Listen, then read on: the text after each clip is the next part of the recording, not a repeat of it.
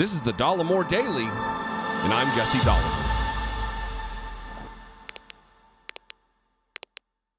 Today's video is brought to you by my absolute favorite streaming service, CuriosityStream. In just a moment, I'm going to talk about an offer exclusive to you and my audience that I truly believe will benefit you. Before I get to that, though, I want to talk about this situation with Donald Trump. Since Donald Trump and Republicans love violent imagery related to how they talk about what's going on in the news, I will oblige. The noose is tightening around Donald Trump's neck. Metaphorically, of course. There are currently several investigations looking into Donald Trump's crimes, financial and otherwise, in Georgia, 2 in the state of New York, and the probe that is not criminal, looking into January 6th and the insurrection, which hopefully will motivate the Attorney General of these United States to do something about Donald Trump's many transgressions against the United States and her people. But yesterday, it was announced that Donald Trump's accounting firm fired him. They're out. They cut bait, as they say. They have said that all of the, over the course of like a decade, that's how far they're going back, I guess, that, from June, here, I have their letter right here. From June 30th, 2011 to June 30th, 2020, that the documents they've prepared for Donald Trump should not be relied upon because the information given them by the Trump organization was not reliable. And they quit. I'm going to read from this. I'm also going to read from an CNBC article. And I got so much going on here on the desk. And then Donald Trump issued a bizarre, lengthy statement that is unhinged, off the rails, that really goes to show exactly what his mental state is right now, that he is losing it. He is beside himself, knowing that the noose is tightening. He knows, I should quit doing that. I'm not a fan of it, but they love to do it. So he knows that the writing is on the wall. How's that? That's a peaceful metaphor. That very likely he is going to be swept up in a criminal prosecution. Now that Mazars is off the table, they're not abiding by his wishes, withholding information. They're out to save themselves the embarrassment of filing inaccurate and unreliable paperwork for him. But before I get to that, a word from today's sponsor, CuriosityStream. In the depths of the pandemic, I watched a lot of streaming TV. I don't know about you, but I really felt like I consumed everything of value, as well as far too many things of zero value whatsoever. Thankfully, just as I felt my eyes were about to permanently glaze over, I discovered CuriosityStream. CuriosityStream is a subscription streaming service for those people who want to know more. Hailed as the Hulu for historians or Netflix for nerds, CuriosityStream offers thousands and thousands of documentaries and nonfiction releases, all available for less than $2 per month. So throw the streaming garbage out and go get your learn on. Head to curiositystream.com/Dollemore to save 25% off, which comes out to only $14.99 a year. Think of how much cheaper that is than most streaming services. You can't afford not to sign up. CuriosityStream features a huge spectrum of content, from documentaries on ancient insects to series about football. I personally love all the history titles, as well as anything that features David Attenborough. And all the content is available worldwide, so you don't have to worry about getting geo-blocked if you're in the remote part of Nepal. You can just continue watching that documentary about Nepal. CuriosityStream is also available on a ton of platforms: Roku, Android, Chromecast, Apple, and on and on and on. So you can use any device that you like. Join me and upgrade your streaming intake. Click the link below or go to curiositystream.com/Dollemore and save 25% right now on all the quality programming that you can handle. So let's get into the CNBC article. Tax firm Mazars fires Trump Organization as client, says former president's financial statements are unreliable. Again, unreliable. The accounting firm Mazars has fired the Trump Organization as a client after saying that a decade's worth of statements of ex-president, CNBC, I keep wanting to call him MSNBC, calling him the ex-president. That's what I like. Taking a cue from the JD. I'm all excited about it. I lost my place. Statements of the ex-president Donald Trump's financial condition should no longer be relied upon, quote unquote. The New York Attorney General's office revealed in a court filing Monday. Mazars, which for years prepared Trump's income tax returns and financial statements used to obtain loans for his company, told the Trump Organization's top lawyer, Alan Garten, that it would no longer represent the company due to the lack of reliability of the financial statements in a letter last Wednesday.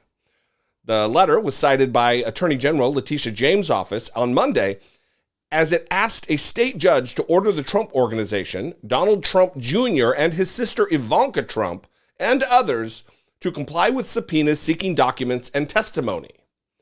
James, for several years, has been investigating how the Trump Organization valued certain real estate assets and applications for loans, insurance policies, and tax-related issues. And then 2 more paragraphs here, very telling. And then I'm going to read a couple things from the letter, from the actual Mazars letter here. Those statements were prepared by Mazars based on information provided by the Trump Organization. So they're not just guessing. They're not making stuff up. The Trump Organization, Donald Trump Jr., Ivanka Trump, because remember, this isn't a 10,000 employee organization. This is a family business. They provide the data. They provide the numbers to Mazars, and then Mazars compiles everything and puts it into the format that's needed. This is not a mistake on the part of Mazars. Maybe, I don't know, they should have done some due diligence. But it's the Trump Organization that is at fault here. They are negligent. Mazars told Garten in Wednesday's letter that he should inform any recipients that the statements of Trump's financial condition for 2011 through 2020 should not be relied upon. So they're not just informing the Trump Organization, hey, there's a lot of crap here that can't be relied upon. You should know that. They're saying anybody that you gave these documents to, they also should know that the documents can't be relied upon, whether that be the government in assessing for tax, or whether that be banks in assessing for the value of property to borrow money against. Now, as my desk is completely covered in papers, I'm going to read a little bit from the Mazars letter to Alan Garten. Dear Alan, we write to advise that the statements of financial condition for Donald J. Trump for the years ending June 30, 2011 to June 30, 2020 should no longer be relied upon, and you should inform any recipients thereof who are currently relying upon one or more of those documents that those documents should not be relied upon. How many times do you have to say it in one sentence? They're not reliable. Donald Trump's numbers, not reliable. The value that Donald Trump claims of his properties, not reliable. Donald Trump himself, not reliable. We have come to this conclusion based in part upon the filings made by the New York Attorney General on January 18th, 2020, our own investigation, and information received from internal and external sources. So they're basing this not just on the investigations looking into Donald Trump, but their own investigation into the matter. They have found it credible enough to cut off a valuable client. This isn't just the witch hunt that Donald Trump likes to talk about. This is absolutely fact. There's real world consequence here. While we have not concluded that the various financial statements as a whole contain material discrepancies, based upon the totality of the circumstances, we believe our advice to you to no longer rely upon those financial statements is appropriate. it is appropriate for you to not rely on the documents and to tell anybody else who is in possession of them and relying on them they can't be relied upon. You're in trouble, Donald Trump. The walls are closing in. As we have stated in the Statements of Financial Condition, Mazars performed its work in accordance with the professional standards. A subsequent review of those work papers confirms this. That, my friends, is what's called CYA. Cover your own ass. That's what they're doing with that statement. And then finally, the last paragraph of the 2 pages, the last paragraph is, due in part to our decision regarding the financial statements, as well as the totality of circumstances, we have also reached the point such that there is a non-waivable conflict of interest with the Trump organization. As a result, we are not able to provide any new work product to the Trump organization. So they're saying, peace out. We're out of here. You're on your own, bro. That's business speak for that. To which Donald Trump issued a statement, a little different one this time. This one says, because he really wants you to know that he was president, he doesn't just say president one time, he says it twice. Statement by President Donald J. Trump, 45th President of the United States of America. He's got to let you know he was president. Statement by President Donald J. Trump, 45th President of the United States of it. Just in case you thought it was statement from President Donald J. Trump, 45th Vice President, he wanted you to know. Really doubling down, hammering the president thing. And he goes into all kinds of details, kind of defending Mazars, which I think is more of a, hey, listen, keep my secret secret. But he says, we have a great company with fantastic assets that are unique, extremely valuable, and in many cases, far more valuable than what was listed in our financial statements. Does that sound like something Trump would do? His company is more valuable than he even says. Right, because that's something Donald Trump does, is he plays coy. He's subtle about things. He's not braggadocious about his wealth. If my company's actually worth $50 billion, but I only say it's worth $8 billion. Come on. Anyway, it meanders. It includes the Mazar statement. And then at the end here, this is the paragraph I want to read.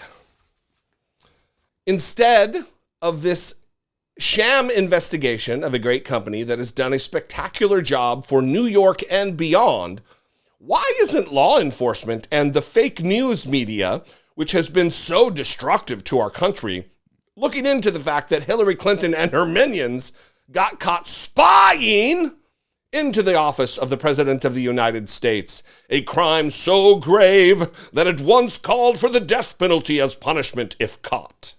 It doesn't get any worse than that! Exclamation point. After 5 years of constant bombardment, this political and racist attack must stop. Look to the murderers, drug dealers, and rapists instead. Maybe you're pointing a finger at yourself there, buddy. But listen, it goes to what a racist Donald Trump is, that he is asserting that the few black prosecutors that are looking into him, that they're doing it because he's white. You know, the reverse racism thing.